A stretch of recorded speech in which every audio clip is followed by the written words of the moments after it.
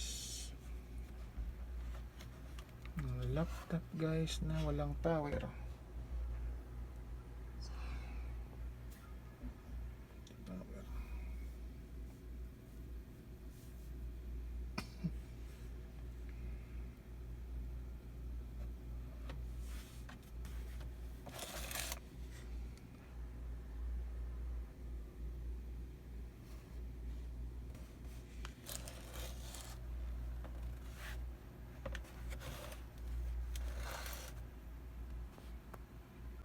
Sabi mo sa misis mo, tabi-tabi muna siya, wag na muna siya makialam. Hello guys, nag-troubleshoot ako ng isang laptop. Isang HP na laptop. At wala tong power guys. Ito sa guys, itong model niya. HP notebook i5. HP notebook i5. Mayroon siyang dito guys, may pag attach mo ng ano niya, ng power supply. Mayroon siyang signal dito, may ilaw. Pero pag pinindot mo yung power, yun, may ilaw siya. Pero pag pinindot mo power, hindi siya umandar. Okay, matigas. So chinek ko na, pinangtanggal ko na yung ano niya, yung hard drive lang tinanggal ko. Yung USB, yung keypad tinanggal ko rin. Speaker, baka nag-short circuit sa. So ganun pa rin. So yung gin-check ko yung mga kapasitor. Meron sang short circuit dito sa supply. Dito na side.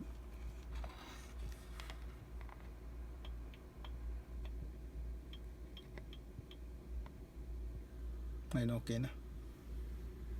Okay na siya ngayon. Okay na siya. Kasi sa likod nito guys, meron siyang maliit na kapasitor sa likod na naka-short malapit sa processor.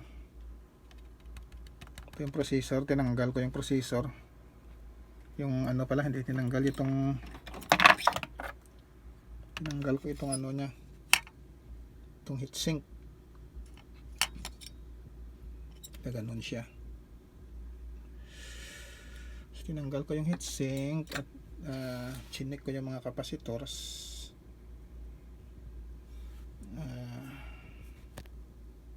Nalaman ko dito sa likod kasi parang may marks na ng basa eh. Ito sa likod na part,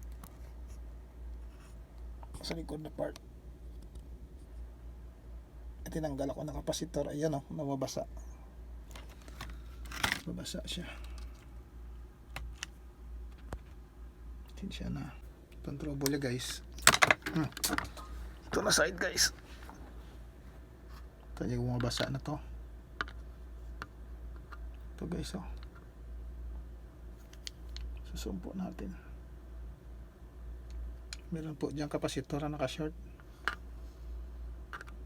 Ito na side.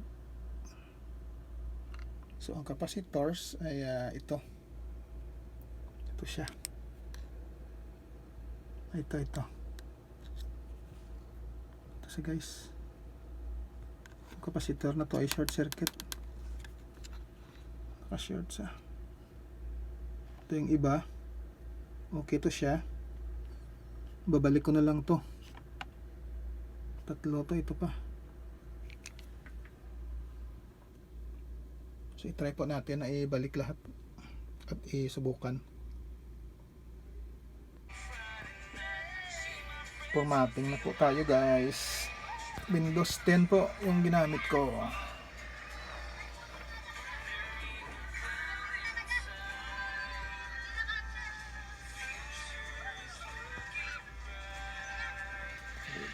na.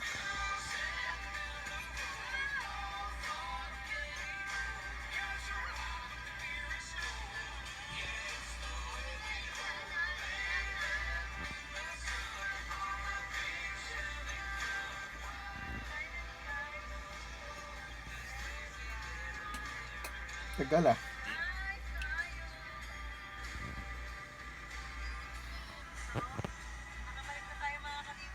Ito na guys, okay na guys. Formatted na siya. Windows 10. So tingnan natin ang ano niya. Yung DX Diag. So tatype lang tayo dito. Tingnan tayo yung brand niya. DX Diag. DX Diag. Type lang tayo ng DX Diag. Tapos ano lang natin. Ano yung ito. Type lang natin. Son. Tapos ito.